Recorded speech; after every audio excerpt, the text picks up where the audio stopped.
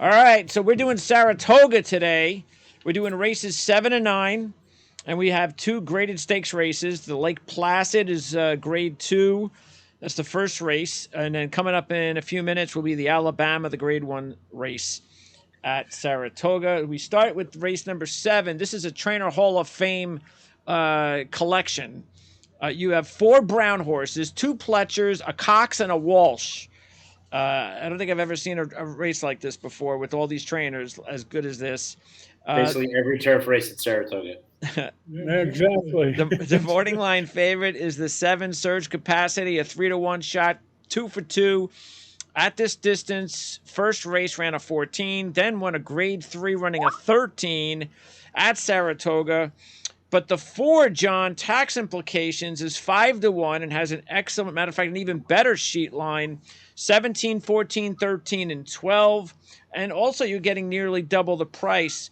Who do you like, and what about those two, the morning line favorite and tax implications? Yeah, I agree. I like tax implications the best. I mean, she's got 4 starts. She's never gone backward. She's improved in each and every one of them. There's an interesting 15-1 shot there in Soviet Excess. Yes. I mean, at 15-1, you must use that horse. But I'm going to be king the 4 tax implications. I agree with you. Yeah. So you want to hear something amazing about this field, by the way? It's not just that it's all these great trainers. There's 8 horses in the field, and the worst that any of them have ever finished in any race in their life is 4th. Wow. There's 2 fourths. Half the 3/4 of the field have never been off the board. That's impressive. So somebody's going to have to run 5th, 6th, 7th, 8th. I mean, unless they take it off the turf, which is possible. But I think that's just an amazing to see the consistency. And they're not a lot of starts, but 2, 4, 6. They're lightly raced, but you're right, Chad. They're as consistent as you can get. There's no question about that. Yeah, by the way, that Soviet Excess ran a 10 in May. That was the second straight win.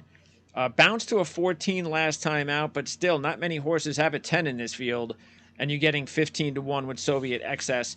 What do you think about the horses we've talked about, Chad, not including the 2 Asprey, who is the second choice at 7-2? So not including. So talking about the 6, the 7, and the 4? 4. And the 1 has a shot too, by the way, Heavenly Sunday. But I mean, I love the fact that you guys have now mentioned 3/4 of the field and left off the exactive, but that's fine. That's our specialty. I know you're going with prerequisite who we liked last time, and he just. I'm going with prerequisite to finish second. Yeah. Look, I think at the end of the day, surge capacity, certainly the first race was impressive. The key was surge capacity, and really to that end of tax implications as well. They ran on a yielding turf course last time because this turf course, if they run on it, and they're going to try, has got a lot of give to it. So the fact that they ran well on a yielding turf course at Saratoga, you want to take definitely take note of that because I mean this turf course. It's got a little cut in it, but we're calling for more rain over the next couple of days. We're touch and go right now, holding our breath in every one of these races. They have the rails all the way far out, which is, playing to speed. So you'd like a horse that has a little bit more early zip to it, which is why, a horse like Prerequisite is one that kind of catches my eye. And the horse that I'm going to pick on top, and that's the number 3, Glorious Princess.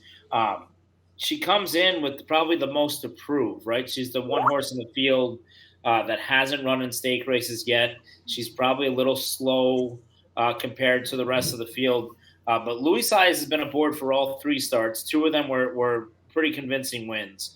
It's owned by the Harvey Clark Race Stable Trust. Harvey was a great guy that passed away a few years ago that actually owned Cairo Prince. So this is his stallion, his mare. And if you just watch the tenacity that she showed in that last race at Ellis, it really kind of caught my eye, and I liked what I saw from her. Brandon's having a pretty good Saratoga meet. He's 29% on the meet, including a couple of big wins. And Glorious Princess, while it might not be the sexy pick with the 4 Chad Browns and the Cox and the Pletcher, quietly, I think Glorious Princess is going to set the early fractions. And the way this track's playing with a jock like Louis Saez, I'm going to go to bat with Glorious Princess, who I think might actually drift up from that 9-2 morning line. Glorious Princess, 14, 14, 15.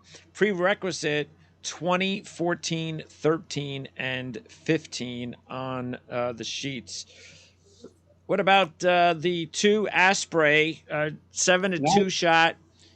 Pratt on board, ran an 11 in May. That was a 7-point top. 3rd straight win. Bounced predictably to the 14 last time out, losing 4th in that grade 1 race. So we can expect a forward movement. But Asprey. She also ran without Lasix last time out, and she won't have Lasix on Saturday. So she may need Lasix, and at 7 to 2, they could keep her. She's not. There are 5 horses just as fast or faster that are longer prices. Why would I like Asprey? This is definitely one of those races that a lot's going to depend on the odds on Saturday. I think more so than just the odds, though, you want to pay attention to the rail placement because, I mean, today the rail was all the way out. You turned for home in a 5-horse field. Irad was riding one for Chad Brown. He was on the outer fence. He's on the outside fence, and he had to wait probably longer than he would have liked to kind of make that move. And what race was that? A race today, the 3rd race, or the 2nd or 3rd race in New York. Second race. It was a 5-horse field with 2 Chad Browns, but they felt they needed. And Saratoga. Yeah. Like I think, just watch where the rail placement is. Watch the early races on the card. If they do run on the turf, and see if you can kind of notice some trends. But it looks to me like this is the widest the rail's ever been, and it just plays very much conducive to speed. I mean, in that race that we were talking about where Chad Brown had the 1st and 2nd favorites in a 5-horse field, Norm Cassie and Ricardo Santana were able to walk the dog in front, and nobody caught him. The problem with that, Chad, but the problem is there are 8 horses in that race. Today there were 5 horses. I don't think they're going to be able to put the rails as far out in an 8-horse field as they would in a 5-horse field. Just my opinion. You're giving them a lot of credit. You're right. All right. So no, I want to. You've piqued my interest, so I'm gonna be able to do this pretty quick. So you can check the screen. You guys see it? Yeah. All right. So I want you. So you're see saying the railing. You see the railing. Half the starting gate is inside the railing. Could you see that? Let me. I see. Yes. The first 5 stalls, they're not using any part of that inside that rail. They're saving that. That'll be fresh ground come Saturday. Okay. No, but not come Saturday. Come August 26th. Okay, well that's fine. Well, so you see how much room there is from that rail to when they turn for home. If you can fast forward this, when they turn for home, you'll see Irad, who's in last right now on the 1-horse. When he turns for home, well, they finished. Congratulations. You got it back in here. You go right here. So Irad's still in last. When he tips out now, so now he's going basically 5 wide. Look how far out wide he is. The 1? Yeah. Yes, he's talking about the white and green. And yet the 4-horse, not so close, is able to be in front. He set all the early fractions, and she did all the dirty work, and she able to hold off what could be considered a superior horse in Chad Brown's horse. Okay, that's cool. It's worth noting and worth paying attention to. Over the next couple of days as we get more rain and more give in the ground, and where that rail is going to be, because Greg, the advantage is the one in front rather than the one coming. What he's pointing out to you is you see the hedge usually. Yeah, it's usually by the hedge. Yeah, right. They usually go up against the hedge, so there's at least 4, 5, 6 paths between that rail, the hedge, and the fake rail that they put up. So. Okay, interesting. All right. Learn something every week new on this show. Don't forget it. What was that? Yeah, I say you learn something new yes, every week. Absolutely. That's why I wanted to. Everybody make sure that the guy there in the white hair with the colorful shirt and blue pants, that's Dave Harmon. So everybody make sure to say hi to Dave when you see him at the track. Oh, the dude with the blue pants? What is he, a photographer? He's a photographer by day and owns the West Side Bar and Grill by night. So. Oh, okay. Hello, Dave. Okay. Hello. All right. So, and then the other horses just to mention, Heavenly Sunday, the 6-1 shot. The sheet line is actually pretty good, but not as fast. this year, a couple of 16s, a 14, and a 13, headed in the right direction, has raced in some graded stakes races, and has finished in the money in every race, John. And you are getting 6-1. And it's Brad Cox and Tyler Gaffleone, so there's nothing wrong with that. I was using him underneath the 4. I was using the 4 over the 167. The 4, 1, 6, 7. And Tax so what simple- about that, Chad? Because that's the same, isn't that? It's a pace setter. He's on the rail. Is that in this situation, is being on the rail at 1? Yes, it's an advantage. If you have speed, he was telling you that's what. But you're not. But you're not picking Heavenly Sunday, Chad. Why? I'm a fan of hers. I like her. I was actually her hot walker when she ran at Gulfstream before I went to Saudi Arabia on February 4th.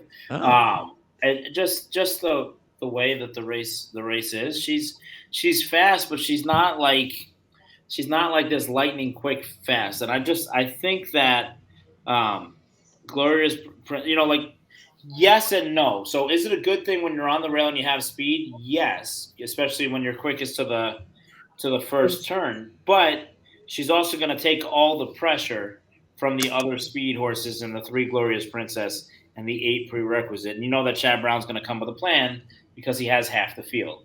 Okay. I mean, what Chad's saying is he's going to have to use the 1. He's going to have to use him. Other horses will fall into spots, but he's got to use them to hold position. Correct. All right, so Chad, you're going to go with the 3 Glorious Princess, and Prerequisite is your second choice? Yeah, I take Prerequisite as my second choice, and then somebody from the Chad Brown or Heavenly Sunday family to run third. Like I think I'm onto something with Glorious Princess. Maybe I'm wrong. She might be. I mean, on paper, she's probably the slowest horse in the race, but I just like what I've seen.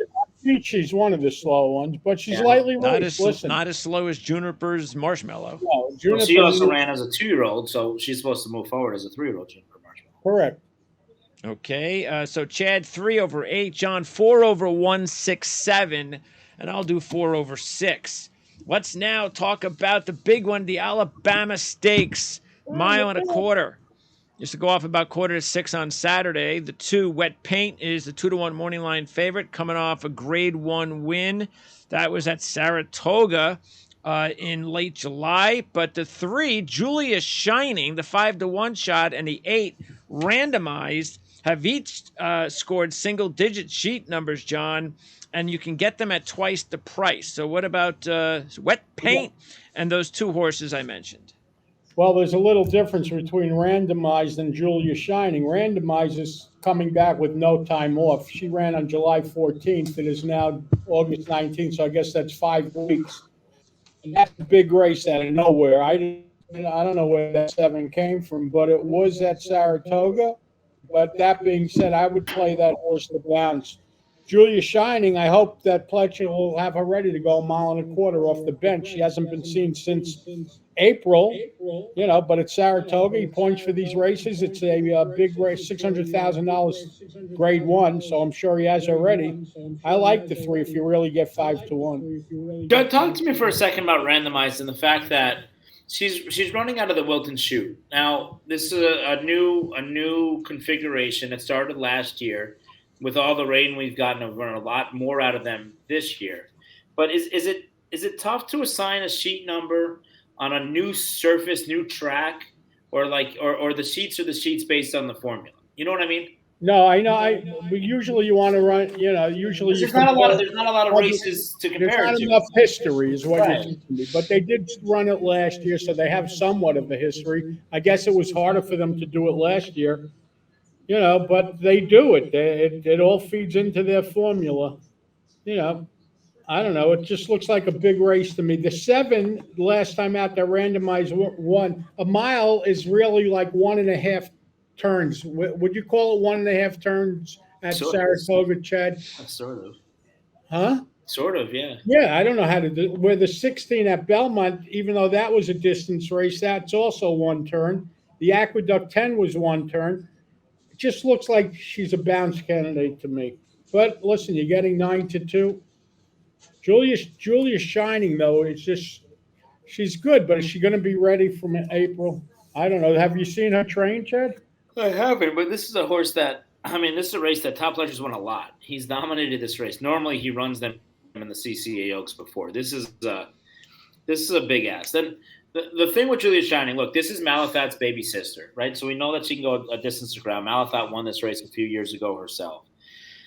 We've been waiting for this thing. Like, I remember the first time she ran last year. Yeah, she was great. It was so impressive. Like, amazing thing, and she was the second coming, and then she ran in the Demoiselle. She was back on quick rest, and she ran really, really good to get the win. And okay, she was the winter favorite for the Kentucky Oaks.